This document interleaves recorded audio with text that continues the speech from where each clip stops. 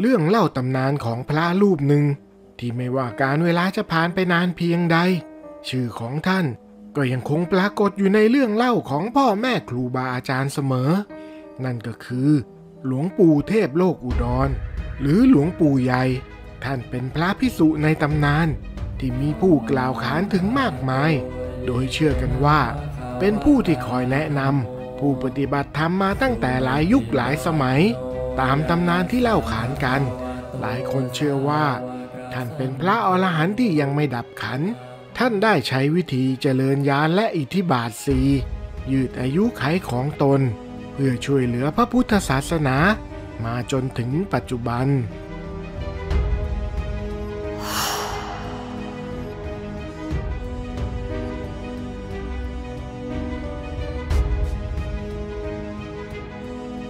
ภายในป่าลึกที่สายลมพัดโบกใบไม้แห้งให้ปลิวกระจายและแสงแดดลอดผ่านช่องว่างของกิ่งไม้สูงใหญ่ลงมาสู่พื้นดินใต้ป่าเขียวชอุ่มทุกสิ่งทุกอย่างในที่นี้ดูเหมือนจะเป็นของธรรมชาติที่สืบเนื่องกันมาแล้วนับร้อยปีท่ามกลางความเงียบสงบของธรรมชาติที่นี่ป่าแห่งนี้มีตำนานเล่าขานถึงพรานป่าผู้มีฝีมือโดดเด่นชื่อว่าพรานแสงที่ขึ้นชื่อว่ามีความสามารถในการล่าสัตว์ป่าที่ไม่เป็นสองรองใครพรานแสงมีลูกชายเพียงคนเดียวชื่อว่าบุญแต่ด้วยความโชคร้ายบุญต้องสูญเสียแม่ไปตั้งแต่ยังเป็นทารกดังนั้นพรานแสงจึงต้องเลี้ยงดูบุตรของตนเพียงลำพังโดยมีความหวังว่าเมื่อเจ้าบุญเติบโตขึ้นเขาจะกลายเป็นพรานป่าผู้ชำนาญไพรเหมือนกับตนเวลาออกไปล่าสัตว์แต่ละครั้งพรานแสงจึงให้บุญติดตามไปด้วยเสมอ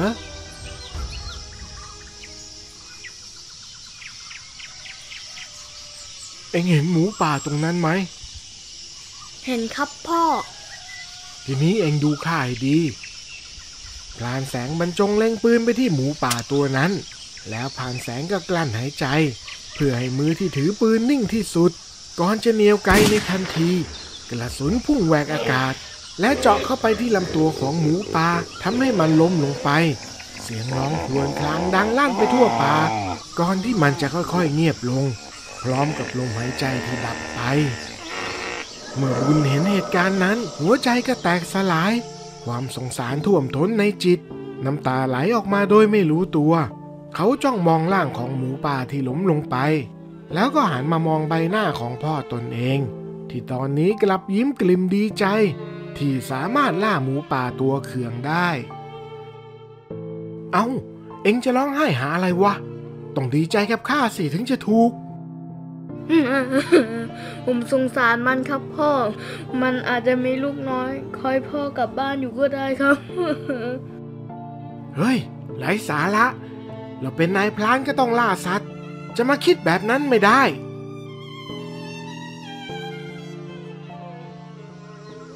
ในวันที่บุญโตเป็นหนุ่มบุญชอบที่จะเข้าป่าเป็นชีวิตจิตใจและมักจะอาศัยนอนห้างค้างแรมในป่ามากกว่าอยู่ที่บ้านแต่พวกชาวบ้านเองก็ยังคงขนานนามให้เขาว่าพรานบุญ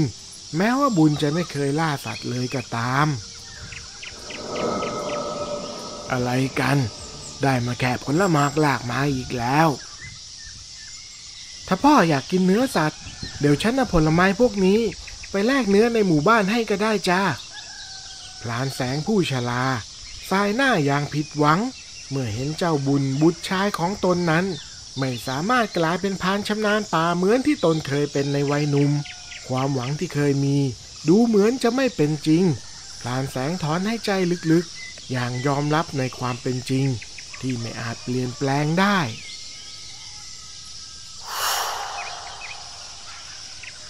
ภายในป่าเวลาโผล่เพลยังคงหนาแน่นไปด้วยต้นไม้ใหญ่แสงแดดที่ลอดผ่านกิ่งไม้สูงใหญ่ลงมายังผืนดินเริ่มอ่อนแรงลงแทนที่มาด้วยความเงียบงันของรัตติการพรานบุญเลือกที่จะก่อกองไฟอยู่ใต้ต้นไม้ใหญ่นั้นเขาชอบบรรยากาศของผืนป่าในยามค่ำคืนเพราะมันทำให้ใจของเขาสงบลงอย่างที่ไม่อาจหาคำอธิบายได้เลยไปไม่ไกลนักมีพระสงฆ์รูปหนึ่งปักกรดอยู่ในเงามืดทว่าภายในกรดกลับเรืองร้องสว่างไสว มิใช่เพราะแสงเทียนหรือแสงใดหากแต่เป็นรัศมีจากกายท่านที่แผ่กระจายออกมาอย่างน่าอัศจรรย์แล้วท่านก็ลืมตาขึ้นหันมามองทางทิศที่บุญนั่งผิงไฟอยู่ก่อนที่จะยิ้มออกมาด้วยความเมตตาพร้อมกับพูดขึ้นมาลอยๆเราเจอเพชรในตมแล้วหากทดสอบขัดเกลาอีกนิดหน่อยก็จะกลายเป็นเพชรเม็ดงามประดับไว้ในพระพุทธศาสนาจากนั้นท่านก็ลุกขึ้นยืนหลับตากำหนดจิตเข้าสมาธิแน่วแน่จนบังเกิดฤทธิ์อันสงบเย็นแล้วเนรมิตรูปกายใหม่กลายเป็นพรานหนุ่มวัยใกล้เคียงกับบุญก่อนที่จะย่างเท้าอย่างมั่นคงมุ่งหน้าเดินไปยังที่ที่บุญอยู่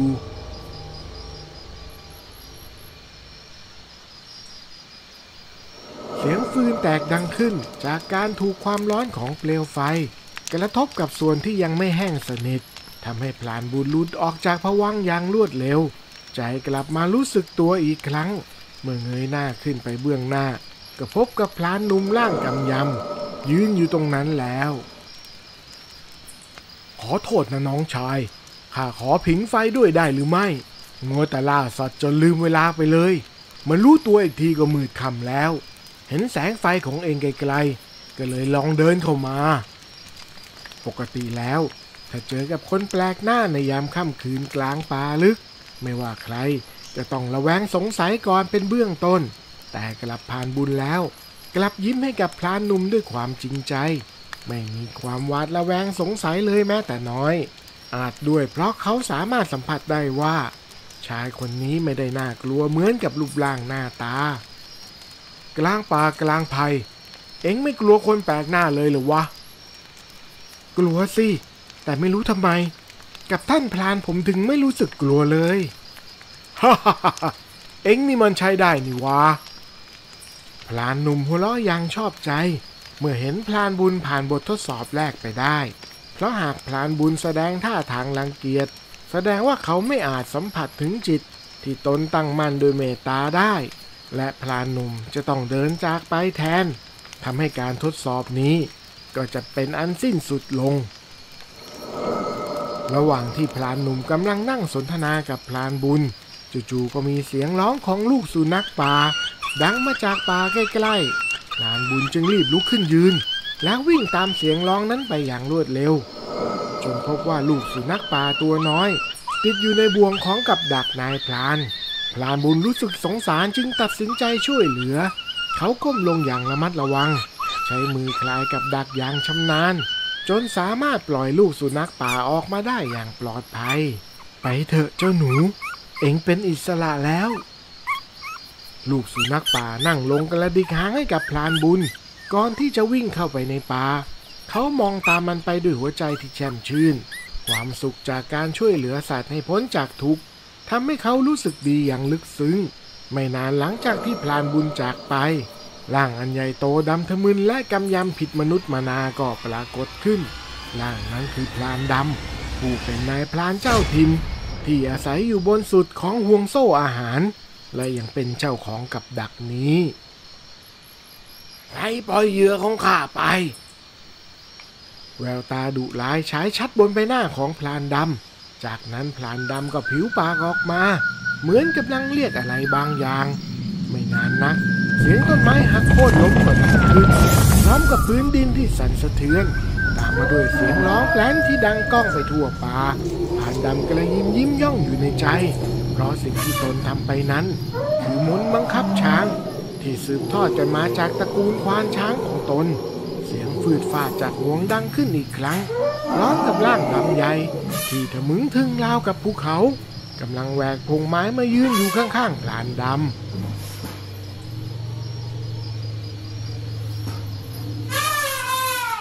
มึงจงไปตามหาคนที่ปล่อยเหยื่อของกูถ้าพบแล้วก็จัดการกระทืบมันให้จมดินทันใดนั้น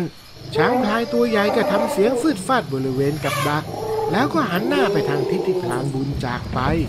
มันขยับร่างใหญ่มือมาก่อนที่จะวิ่งแหวกพงไม้ไปอย่างรวดเร็ว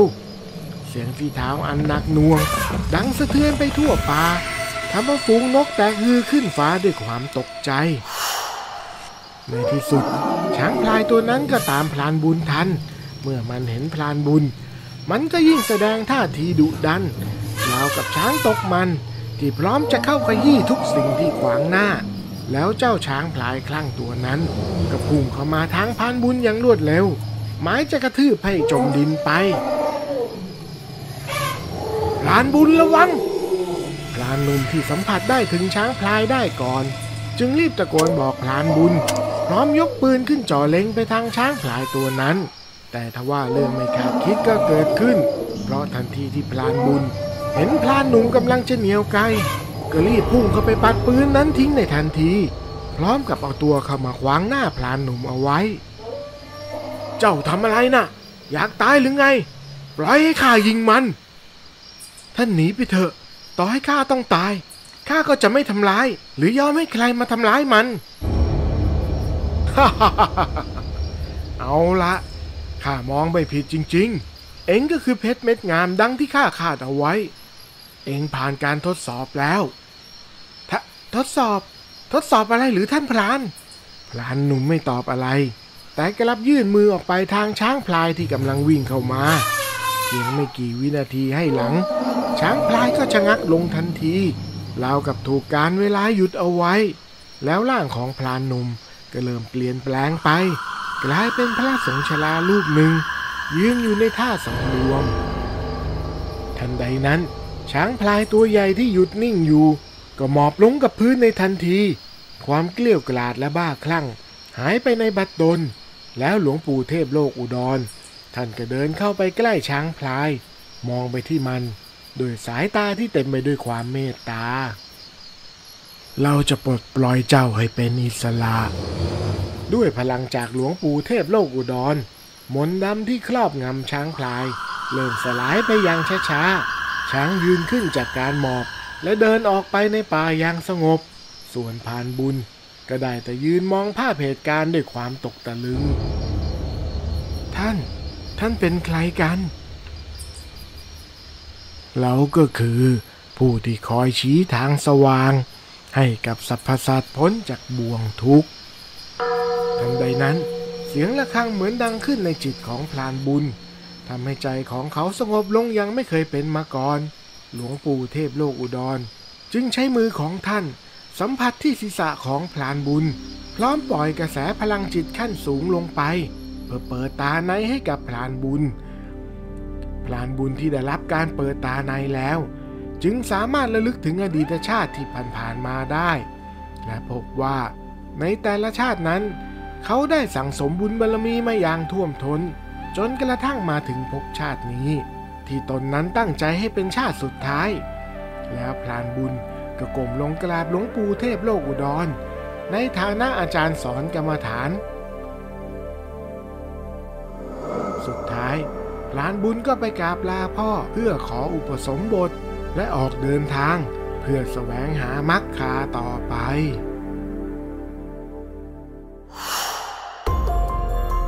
พรานดำเดินตามทางในป่าที่ช้างพลายได้กลุยเอาไว้ให้เขามองไปข้างหน้าในความมืดเพื่อมาดูให้แน่ใจว่าช้างพลายที่เขาส่งไปนั้นได้จัดการผู้มาปล่อยสัตว์ในกับดักของเขาเรียบร้อยแล้วแต่เมื่อเดินมาถึงครึ่งทางกลับเจอกับลูกสุนัขป่าขวางทางเอาไว้ลูกสุนัขทั้งเห่าทั้งขู่พรานดำอย่างดุเดือดทำให้พรานดำหยุดยืนและยิ้มเยาะออกมา